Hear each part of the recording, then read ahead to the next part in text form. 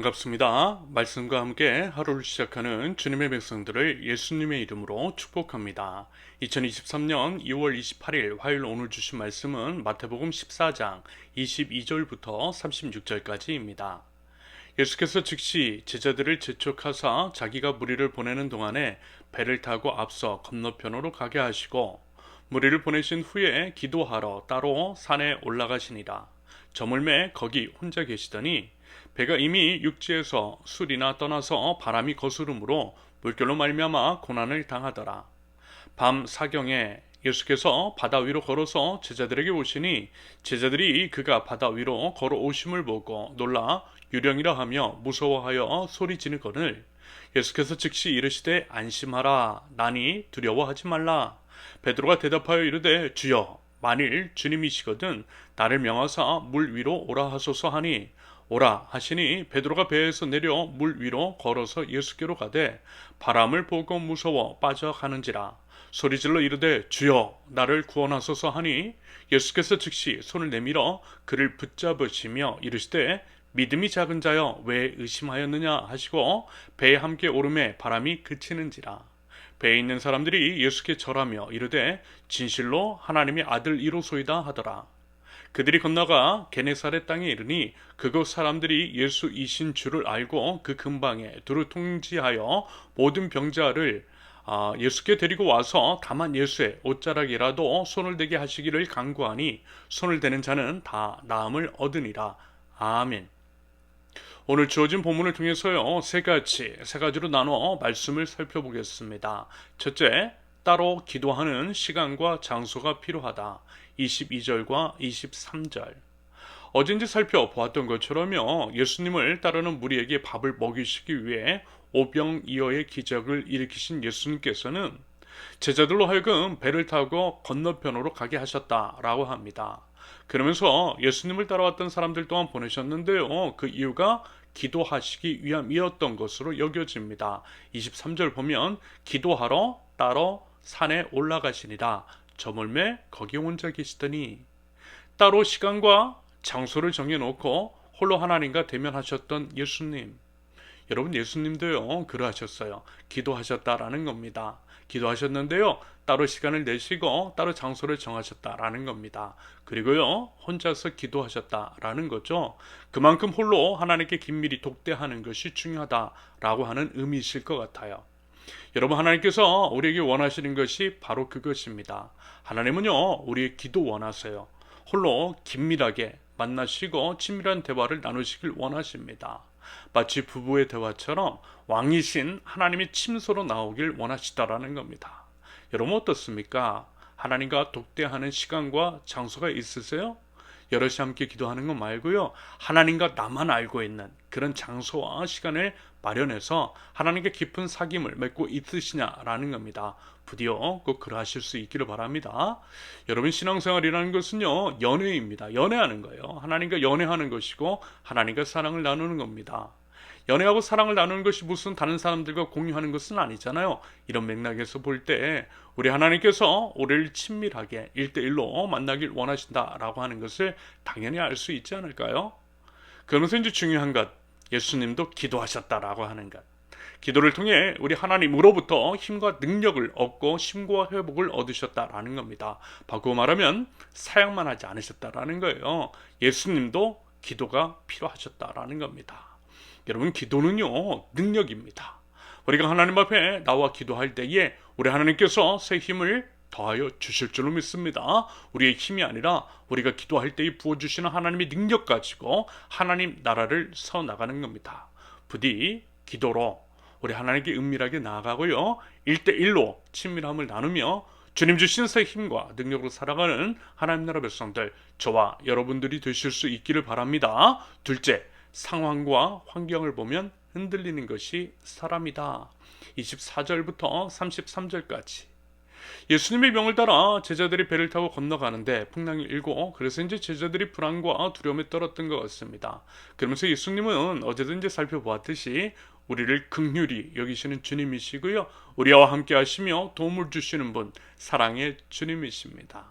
두려움과 불안에 떨고 있는 제자들을 고아와 같이 결코 내버려 두지 않으시더라는 거예요. 그래서 하나님이신 예수님은 물 위로 걸어서 제자들에게 가셨던 거죠. 이것을 통해 예수님의 하나님이심을, 다시 말해 예수님의 신성을 밝히 드러내 보이셨습니다. 그러면서요, 제자들은 당연히 놀랐어요. 무서웠죠. 유령인 줄로만 알았습니다. 왜냐하면 사람이 물 위로 걸을 수는 없기 때문입니다. 아직 영적인 눈이 떠지지 않았던 제자들은 예수님의 하나님이심을 보지 못했던 것이고, 그래서 자기 자신들의 수준으로 예수님을 판단했던 거예요. 그러자 예수님은 자신이 제자들의 스승 예수님이심을 밝히세요. 그러자 어때요? 베드로가, 나서기를 좋아하는 베드로가 정말 예수님이시면 자기 보고 물 위로 걸어오라는 말씀을 하시라고 이야기를 합니다. 그래서 예수님은 허락하시죠. 그래서 베드로가 물 위로 걸어가요. 그런데 어떻게 됩니까? 바람이 불자 의심이 생기고 베드로는 물에 빠졌다라고 합니다. 여기서 이제 우리가 알 수 있는 것, 여러분, 예수님 안 보고요, 상황과 환경 보면 흔들릴 수밖에 없다라는 거예요. 시커먼 바닷물을 보고 바람을 보면 흔들려요. 마음이 약해져요. 그러면 당연히 고난에 빠지고 허적될 수밖에 없는 겁니다. 여러분, 이제 영화나 드라마에서 외줄타기 같은 것들 하는 장면 나오잖아요. 그들의 시선이 어디를 향해 있던가요? 정면을 향해 있어요. 결코 외줄이나 땅바닥 바라보지 않습니다. 흔들리는 외줄이나 떨어지면 다칠 수 있는 땅을 바라보면 필히 실패하더라는 겁니다. 결국 마찬가지가 아닐까요? 우리 시선이 상황과 환경 보면요, 흔들리고요. 반면에 하나님을 향해 있을 때에 왕이신 하나님으로 인하여서 모든 것을 이겨내고 하나님의 역사가 우리의 삶을 통하여서 드러나더라는 겁니다. 여러분, 하나님은요, 온 우주의 왕이세요. 전지전능하신 주님이십니다. 창조자세요. 그 하나님을 바라보고 그 하나님이 나와 함께 하신다라고 하는 믿음이 있으면 도대체 무엇이 두렵겠느냐라는 겁니다. 설령 영원하지 않은 이 땅에서는 몰라도 영원한 하나님 나라에서는 모든 것이 회복되고 온전케 되는 역사가 일어날 줄로 믿습니다. 그래서 우리가 십자가의 선택을 할 수 있는 것이겠죠. 우리는 더더욱 주님께 시선을 고정시켜야만 하는 겁니다. 여러분, 어때요? 우리의 시선 과연 어디를 향해 있습니까? 만약에 두려움과 불안함이 가득하다면 상황과 환경 바라봐서 그런 것일 수 있어요. 이제는요, 그 시선 주님께 돌리실 수 있기를 바랍니다. 언제나 그 자리에 계셔 우리를 지켜보시고 우리를 돌보시고 우리를 선함으로 채우시는 우리 하나님께서 우리에게 믿음도 더해 주시고 믿음의 승리 또한 허락하여 주실 줄로 믿습니다. 부디 그 믿음 가지고 나아가는 저와 여러분들이 되실 수 있기를 바랍니다. 마지막입니다. 셋째, 작은 믿음이라도 역사하는 힘이 있다. 34절부터 36절까지. 배를 타고 건너가 게네사렛 땅에 이르렀을 때 사람들이 몰려와요. 예수님의 긍휼, 치유, 회복하심의 능력을 경험하기 위함이었던 겁니다. 그런데요, 여기서 중요한 것이 있어요. 그것은 그 동네 사람들이 예수님의 동네 갈릴리에서와는 전혀 다른 반응을 보이더라는 겁니다. 예를 들어 그들은 다만 예수님의 옷자락이라도 손을 대기만 하면 나음을 얻을 것이라는 믿음을 가지고 있었다라는 겁니다. 그 작은 믿음 가지고 있었다라는 거예요. 그래서 정말 옷자락에 손을 대는 자는 모두 치유함을 얻었다라고 진술을 합니다. 여러분, 무슨 얘기죠? 예수님은요, 우리에게 다른 거 원하지 않으시더라는 거예요. 그저 예수님의 옷자락에 손을 대기만 해도 우리 주님은 하나님이시고 전능하신 창조주이시니 치료해 주실 것이라는 믿음, 우리 하나님은 모든 것들을 해주시되 사랑의 주님, 긍휼의 주님이시니 우리를 불쌍히 여겨주셔서 청을 들어주실 것이라는 그 믿음 가지고 우리가 나아갈 때에 우리 하나님께서 역사하신다라고 하는 의미인 겁니다. 바꾸어 말하면 뭐죠? 그 작은 믿음 없기 때문에 하나님의 역사가 일어나지 않는 것일 수 있다라는 겁니다.